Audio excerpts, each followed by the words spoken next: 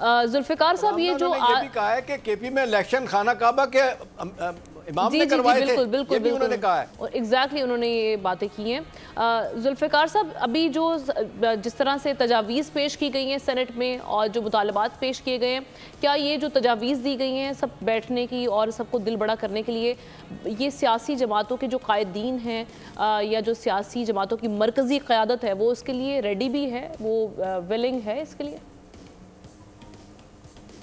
دیکھیں آمنہ ان کی خواہشات تو بہت اس کا احترام ہے، ٹھیک ہے، یہ تو الیکشن گزر گئے، بہت اچھی بات ہے۔ عرفان صدیقی صاحب کہہ رہے ہیں، مشاہد حسین صاحب کہہ رہے ہیں۔ کیا آپ نے تقریر ولید اقبال کی نہیں سنی؟ بالکل، ولید اقبال کی بھی تقریر اگر آپ سنا دیتے ہیں تو میرے خیال میں بہتر تھا ہمیں، اور لوگوں کے سامنے لوگوں نے سنا بھی۔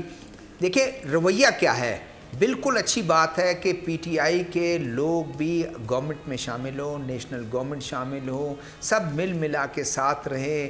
ہر ایک کو اس کا شیئر ملنا چاہیے، ملک کو آگے بڑھانا چاہیے، معیشت کو مضبوط کرنی چاہیے، یہ بات بالکل ٹھیک ہے۔ لیکن کیا کوئی نیگوسیشن کی بات، وہ تو کہتے ہیں کہ ہم پیپلز پارٹی اور نون لیگ کے لوگوں کا منہ بھی نہیں، چہرہ بھی نہیں دیکھنا چاہتے ہیں۔ ہم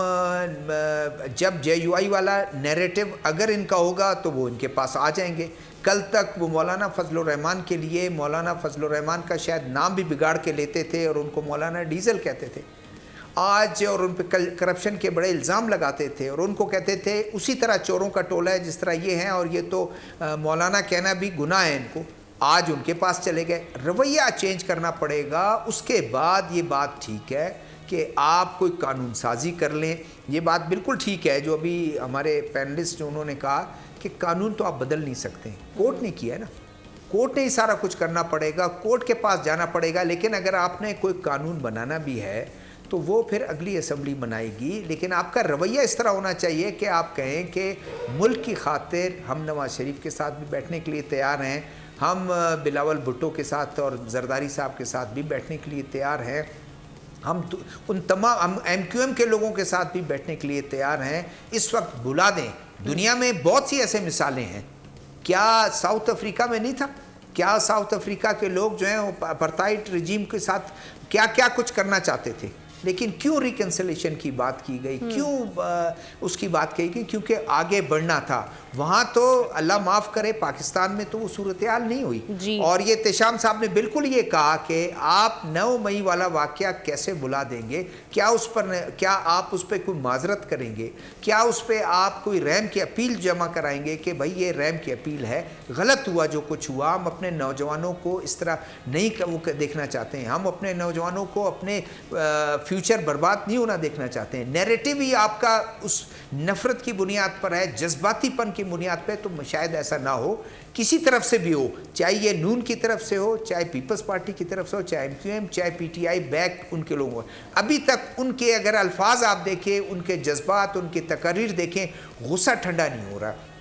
ہوتا ہے ذاتی لڑائی تو نہیں ہے نا، آپ کے پاس فورم اویلیبل ہے، اس میں آپ جائیں، اویلیبل ہیں، ہم جب آئیں گے بھی گورنمنٹ میں تو کسی قسم کا کوئی انتقام نہیں لیا جائے گا، بلکہ ہم پہ جو گزری اس کا کوئی آمنہ بات، آمنہ دیکھیں، مجھے تو ایسا لگ رہا ہے کہ قیادت اب اچھی وہ بات والا ہے جو نیریٹو ہے اسے ہٹ چکی ہے۔ میں اس کو میں آپ کو میں یہ ایڈ کرتا چلوں، دیکھیں بالکل یہ بات صحیح ہے کہ گنڈاپور صاحب نے یہ کہہ دیا، اس کے لیے کوئی پریکٹیکل بھی کچھ کانفیڈنس بلڈنگ میجرز کی بھی بات کریں نا۔ اگر وہ کہہ رہے ہیں بہت اچھی بات ہے، میں تو یہ دیکھتا ہوں کل ان کا وزیر اعلیٰ گنڈاپور صاحب ہوں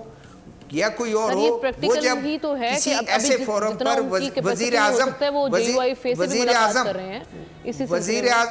اعظم کے ہوتے ہوئے کوئی اگر